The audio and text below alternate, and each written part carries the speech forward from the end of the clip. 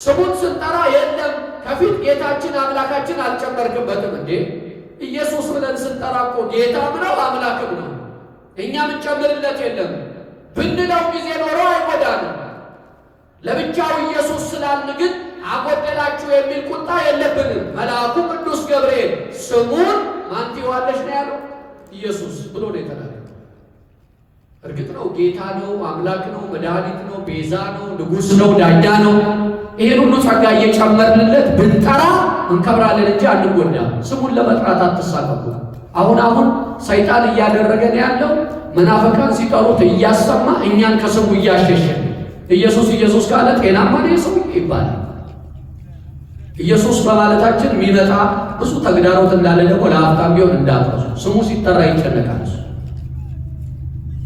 በመልአኩ እንደተባለ ስሙ ኢየሱስ ተብሎ ተጠራ ይላል። ይሄ ስም ከስም ሁሉ በላይ ያለ ስም ነው። ሰማይና ምድር የጸኑበት ስም ነው። የምንድንበት ስም ነው። አጋንንት የሚገሰጹበት ስም ነው። የምንፈወስበት ስም ነው። የበረከት ስማችን ነው። የአዳኛችን ስሙ ነው ኢየሱስ የሚል ይሄ ጥር 6 ተከወነ። ስለዚህ ምን አሉ ዛሬ ካህኑ ሲያነቡ? ሁሉንም እንደ ጌታ ሕግ ከፈጸሙ በኋላ አሉ። ሉቃስ 2:39 ላይ ቅድም በቅዳሴ ሁሉንም እንደ ጌታ ሕግ ከፈጸሙ በኋላ ሁሉንም ሲል ግዝረቱን ቀጥሎ ደግሞ በ40 ቀን ጥምቀት ያኔ የለም መስዋዕት ይዞ መቅረቡን ማለት ነው። እመቤታችን የድሃ መስዋዕት ይዛ ነው በ40 ቀን ልጇን ይዛ ወደ ካህኑ የመጣችው።